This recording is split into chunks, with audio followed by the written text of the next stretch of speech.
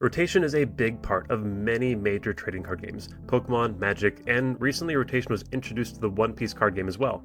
If you're unaware, rotation is when a trading card game rotates out certain sets, basically removing them from the card pool. For example, if sets A, B, C, and D are legal for tournament play, and then rotation happens, set A and B are no longer legal. New sets are then introduced, so sets C, D, E, and F are now legal for tournament play.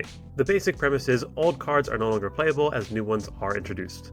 Yu-Gi-Oh! Is on the exact opposite of this, where every single card ever printed is legal unless it's on the ban list. Rotation is pretty similar in most card games, but how they mark sets rotating out is different.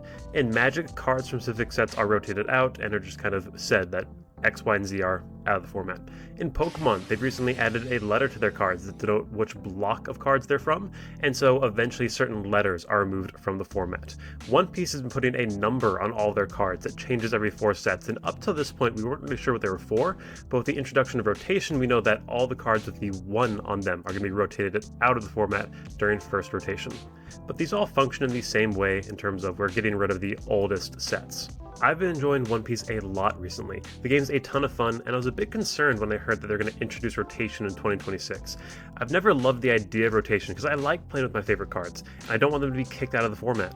That's why in this video I want to take a look at the pros and cons of rotation and kind of debate with myself if I'm going to like One Piece after rotation. We're going to see how it affects the style of gameplay, how the lack of rotation can impact the game. From there, hopefully we'll see is rotation good or bad or just okay for a game.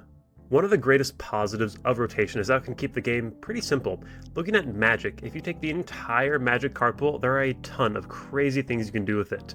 Most people though play the standard format, and it's by far the most popular competitive format. Standard format follows rotation, getting rid of the oldest 4 sets once a year with the fall release of the new main set. Because of the small card pool in standard, it becomes very easy to learn. You know what decks are available, the cards that counter the deck, tech choices you can make, and the gameplay is pretty easy to learn. But even beyond that, there are just a lot less keywords in standard. Keywords are individual words that represent an entire effect. A classic example is flying or scry, but Magic has over 150 keywords at this point, so keeping track of them really sucks. Not all the keywords are as intuitive as flying. I'd love to ask a person who's never played Magic before what they think horsemanship or Bushido does. To Magic's credit, they do usually list the effect of the keyword on the card most of the time. Sometimes if it's a hollow version of the card, they just list the keyword and then no effect afterwards. In Standard though, you only play with the most recent sets, which means you have a lot less keywords to worry about and keep track of. Other formats in Magic aren't bad, in fact they can be a lot of fun. In Pioneer format, which is a Magic format that uses all cards printed from Return to Ravnica onwards, and the gameplay is very different from Standard. Basically, it uses a really large card pool from the last 12 years, and in that format it's not uncommon to see really high power decks that make use of a lot of very niche synergies from cards across those years. A great example is Lotus Field Combo. This deck aims to play a Lotus Field to get a lot of mana. It makes copies of it with Thespian Stage to get even more mana. You ramp into Omniscience to play spells for free, and then continue extending with whatever you like from there, including in some cases winning the game with Approach of the Second Sun. Suffice to say, it's a much higher power level than Standard is. I really want to reiterate that neither one of these is a bad format. They're different formats, the different card pools, and so they're going to play very differently. I will say though that Magic is on this sliding scale, where the larger the card pool is for a given format, the stronger and stronger the decks become. I think this is mainly because the creators of the game have been designing the game with a focus on Standard for the last 20 years. Why should a developer care if one certain card interacts weirdly with a card printed 7 or 15, even 20 years ago, if their focus is only on the cards that are legal for the last 4 sets? Standard is great because the card pool is small, easy to learn, keywords are present but you don't have to memorize more than like a dozen of them at a time, and the gameplay is kept less complicated because of the smaller card pool and developers intentionally designing sets to work well with each other. Now some people may disagree with my take here, but I think they would definitely agree the gameplay in Standard is much easier to learn and follow than gameplay for Modern or Vintage or other expanded formats. In this way, having a format with rotation makes it very accessible to new players trying to get into the game. One of the benefits of rotation which isn't discussed as often is the collectibility of cards, although this is also going to be a detriment that I'll talk about. Pokemon is the best example of this. During a block in which cards are legal, Pokemon does a great job of printing those cards to make them very accessible. But as soon as those cards are rotated out of that block, Pokemon's really unlikely to ever print those cards ever again. Pokemon is one of the worst reprint models out there, except for some very rare cases like their 25th anniversary generation set, where they reprinted a handful of iconic cards from the history of Pokemon. Now, for collectors, this is awesome. You will almost never have to worry about the price of your card being affected by the company printing the exact same card again. This is a big reason why Yu-Gi-Oh! Is such a bad game for collectors. Cards just don't maintain their value as well as Pokemon cards do, because they're reprinted all the time. Now, this is a pro and a con, really depending on which side you're on. Personally, I love playing retro Pokemon formats, in the same way I love playing retro Yu-Gi-Oh! Formats. It's fun to go back in time and play with older strategies when the game was very different. I mean, most of my videos on this channel are me talking about old card game formats. Both Pokemon, it costs an arm and a leg to get into retro formats. Even uncommon cards like Cessation Crystal go for several bucks just because they haven't been printed in almost 20 years. Pokemon Collection is great because of rotation, but for anyone trying to play with the cards from the old days of Pokemon, it really sucks. I'm a bit concerned for One Piece as well. If their rotation model aims to follow the Pokemon style, where they won't reprint any cards when they leave the standard block, it could lead to some crazy prices down the road.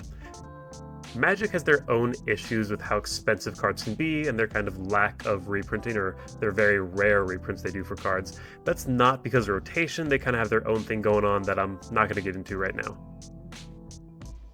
Card games have been around for a while now, well over 25 years for the big three. In that time, they've all printed tens of thousands of unique cards, so it makes sense that every newly designed card isn't going to work perfectly with the old ones. Yu-Gi-Oh! For instance, has a massive card pool, and every now and again a very, very old card finds its way into a meta deck. Smoke Grenade of the Thief is a great example of this. This card was printed in the early 2000s, and says when this equip spell is destroyed, you can look at your opponent's hand and rip a card out of it.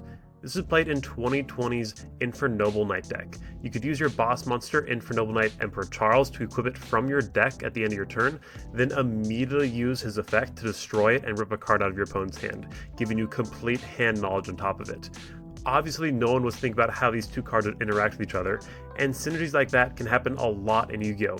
It's cool that old cards can still see competitive play, but most of the time, cards are getting abused by modern decks that use them in crazy or just unfun ways. It's also super hard to learn about a game with such a large card pool. There are so many different decks that are viable in Yu-Gi-Oh! Because every card ever printed that isn't on the ban list is legal.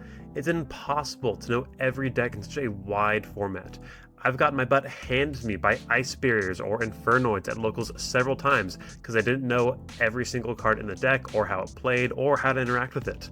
The larger card pool isn't a bad thing, and I really want to reiterate this. I say this in almost every video. Yu-Gi-Oh! Is not a bad game now. It's very different than it used to be, but it's not a bad game. It does make the game very overwhelming for a new player, just because the card pool is so massive and you have to know so many things to do well. It can be a lot.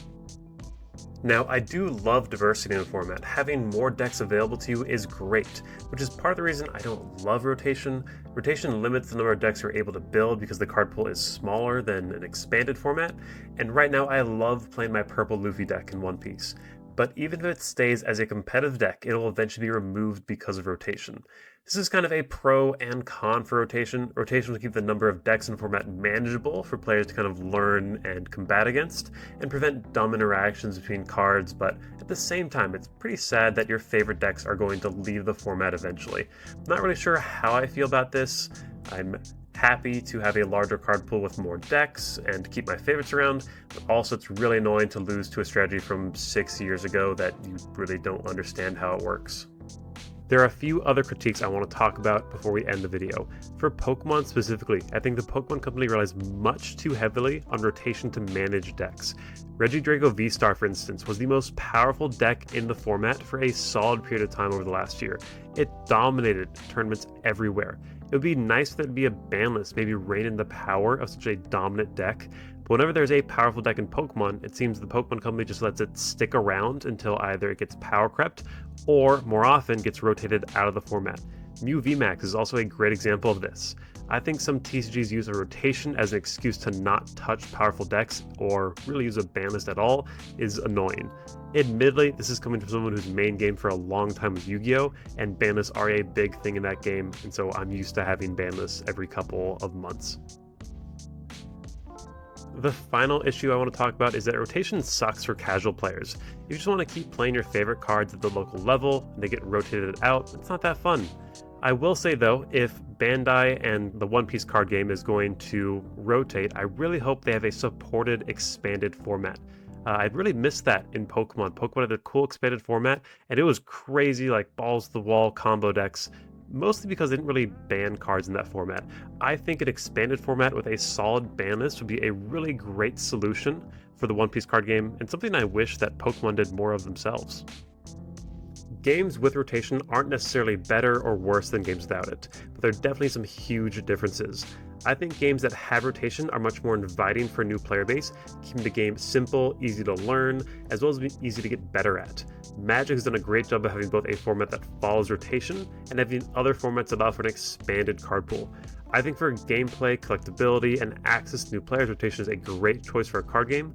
On the other hand, if you want to get a hold of your favorite cards from 5-6 years ago, they can be a lot more expensive in rotation-based games. For card games that don't follow rotation, I think it's very necessary to use a ban list liberally to address any unwanted synergies between cards. Thank you so much for watching. I hope you'll like, comment, subscribe, watch another video, etc., etc. But I love card games. I hope you do too. Have a good one.